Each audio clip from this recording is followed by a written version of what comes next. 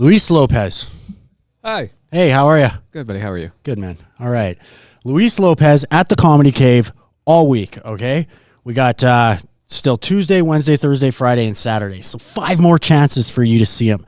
Get to the Comedy Cave this week and make sure you come and see Luis Lopez. Yes, please come. The show today was fun.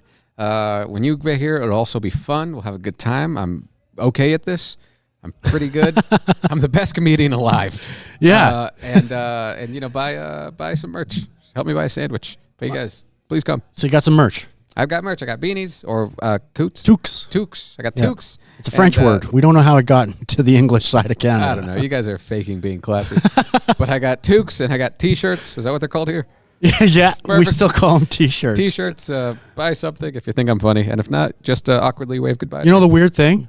In Calgary, 2 Chipotles, 2 Panda Expresses. Really? Yes. That joke should have landed. Yes, it did for me. Yeah, thank you. Yeah, no problem. Yeah, I'll fix it by the time you're here. I'll make it local stuff. Yeah, like, or Canadian brands, like Harvey's. The hell's a Harvey? It's a hamburger place. There we go. And Swiss Chalet, it's a chicken place. All right, yeah, I'll learn all this. I got to wander around town, figure stuff out. Yeah. Have you been here before? I haven't, dude. I landed and I just went I came right here, went to the condo, came right back. So I've seen like 2 blocks of Calgary so far. Nice. But I don't know. I got all week. I'll figure something out. Yeah. Well, and you got the comics too, right? Yeah, exactly. We'll help you. We got a nice little network. You get when you come to the Comedy Cave, you get new local comics doing spots every week, trying to compliment our good friend Luis Lopez here. Make sure that you guys have a good time when you come down here. Hell yeah, openers are great, and if they keep changing and everyone's strong, it'll be a hell of a show. Yeah, they're all pretty strong. You wouldn't be at this level yet unless you had something going for you. Yeah, right? exactly. Because we've got a pretty good scene here. Good. Like I can get up almost every night. We got there's a lot of places to perform. Well, there's 1.6 million or 1.4 million people in Calgary. Damn. Okay, that's So it's way bigger. probably bigger than you thought. Yeah, for sure. Because you mentioned earlier, you're like, I like the smaller cities and the bigger towns, Yeah, right? yeah. And then I was thinking to myself, we're the 3rd biggest in Canada. Yeah, so that doesn't make any sense that I said that then. No, don't worry about it though. Yeah. They don't know.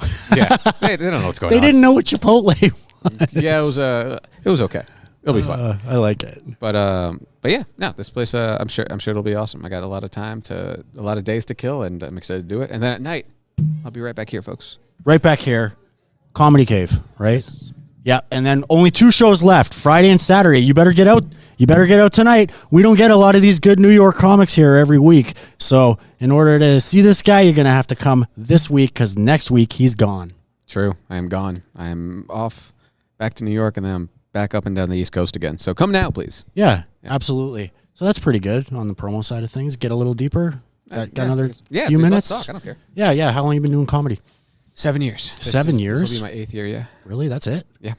Just so you know, that's not super duper long. I know. I mean, it feels like I've been doing it a long time just because it was my entire 20s. Like, yeah. I'm turning 30 this year, and I started in college, so literally my entire 20s has just been pursuing this ridiculous thing. Yeah. But no, I know every time I mention it, people are always like, oh, that's like, wait till like, you get to 10, 12, 15. And I'm like, well, it feels like a lot right now.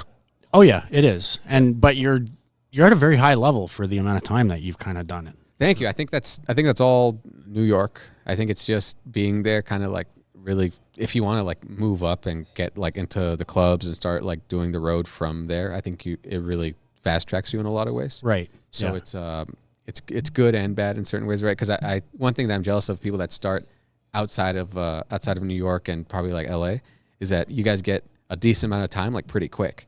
Like if you're in Chicago or in Calgary or like Des Moines, you can do like 20 minutes after like a year or two if people trust you, right? True. Yeah, I get that all. Yeah. And I did 5 minutes for the first like 2.5 years. Yeah. So then it forces you to get funny for those 5, and you have to keep adding them together.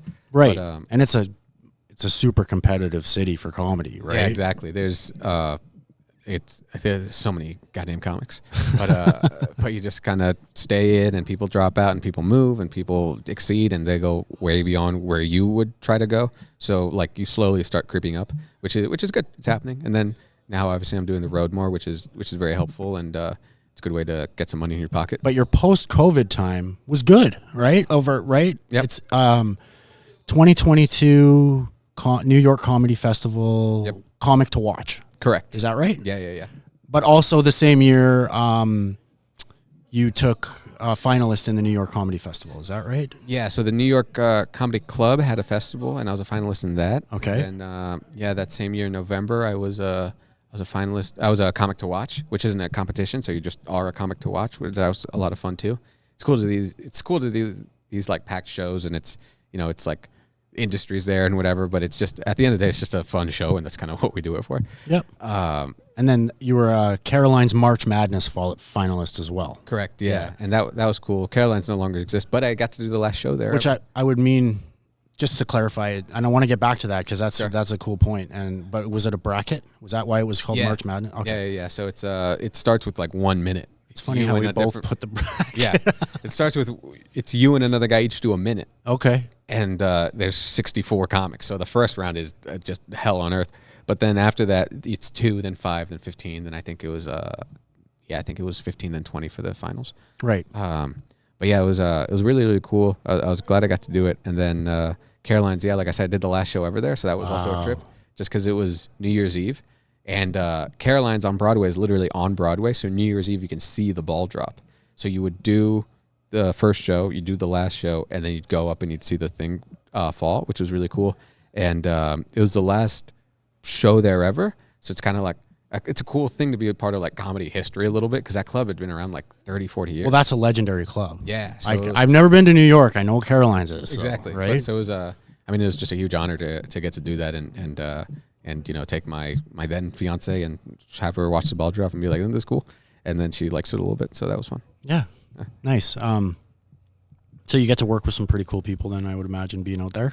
Yeah, dude, it's awesome. It's your chance to name drop right now if you want. Sure. I mean, like recently I got to open for Tuesdays with Stories, that live podcast. They did one at New York Comedy Club on the Upper West Side. And I knew that they do, live pods and they usually have an opener for it. Yep. So I was just like, hey, can I do that? And they were like, sure. So I got to open for Mark Norman and Joe List, and that was really cool. So cool. And then it's also fun to just, once you start getting into some of these clubs, it's obviously the shows are fun. You do it for the stand-up, but the extra part of that like I think you kind of forget about until you're actually in it is you just get an awesome hang. Like it's cool to just be like in the green room. I'm like, all right, well, there's Dan Soder and there's Ari Shaffir and there's Norman and there's like all these other cool people. I'm like, and then you're kind of like part of it, but like in your head you're like, I'm not really part of this, but they're like, well, here we're all the same. We're all working the club and we're all just hanging out. And I'm like, yeah, that's awesome. Yeah. So that's also, I think, spoils you a lot in New York too. It's nice to know that another guy, even at your level, still gets a bit fanish over these guys, right? Yeah. I try not to when they're at because we got other clubs here, and when you guys or when somebody comes here who's got a little name recognition or something.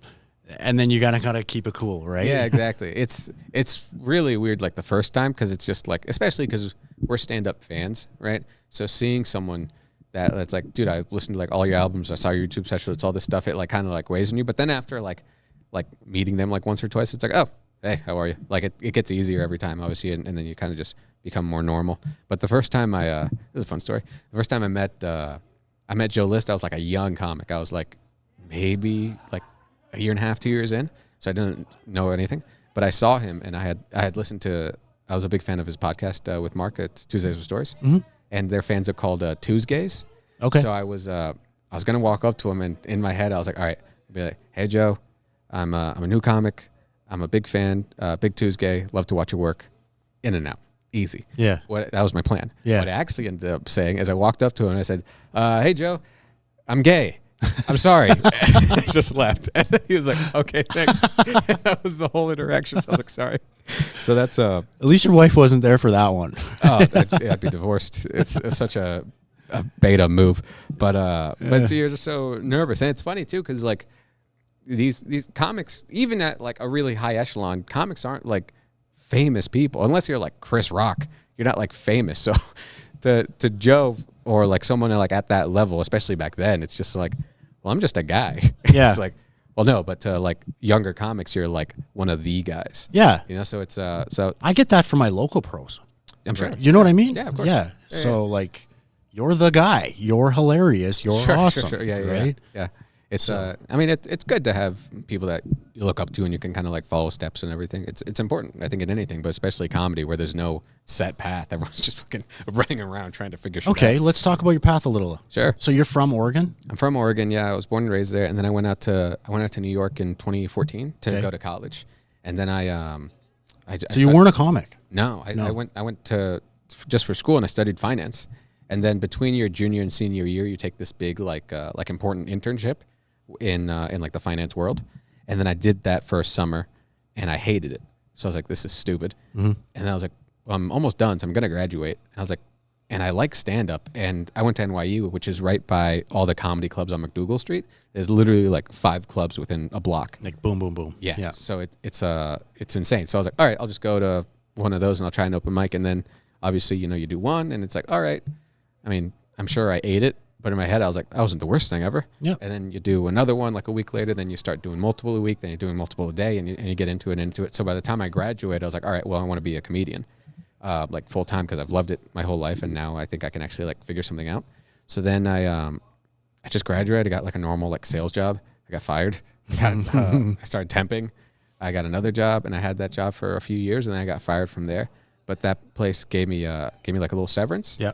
And that gave me like a little runway to start doing it full time. Okay. So it sucked obviously to get fired for just out of nowhere, but looking back on it, I'm like, great, because otherwise I don't know when I would have just. Well, that's what we do. To do it full time. Yeah. We get fired. That's what we do. Dude, I got every time I get fired, I'm like, I get it.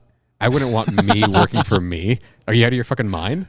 A guy with like outside goals? No. Yeah. So it's, yes, that's exactly it. Yeah. If you can't be 100% in your job, you're going to not keep that job super long. Yeah, And exactly. if you're 100% in comedy, you can't be 100% in something else. No, Right? no. I mean, no. Yeah, I was gonna try to come up with something else, but I'm like, no. I think you're right. I think if you really want to like dive deep, then you're gonna suffer in other places, right? Yeah, for sure. But I mean, it's worth it. So that kind of made me think of 2 different lines here. And I'll go with this one I think will be shorter first, which is, are you doing that? Like that multi-set thing in New York? We all think you can go out and do 3-4 sets a night, right? Depends. Some nights are good, some nights are not good, right? Like if I have a hot week, then yeah, like on a Saturday you can run around, do like 3, 4, 5 Are spots. you in the city?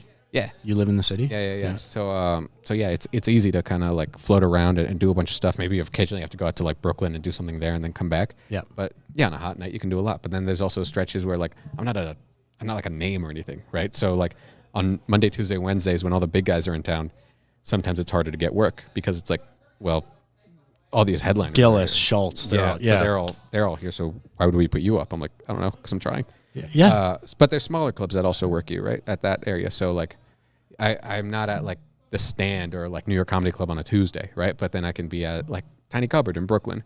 Yeah. It usually like fills in, and some weeks are, like I said, it's awesome, and you got a lot of spots, multiple days, multiple shows.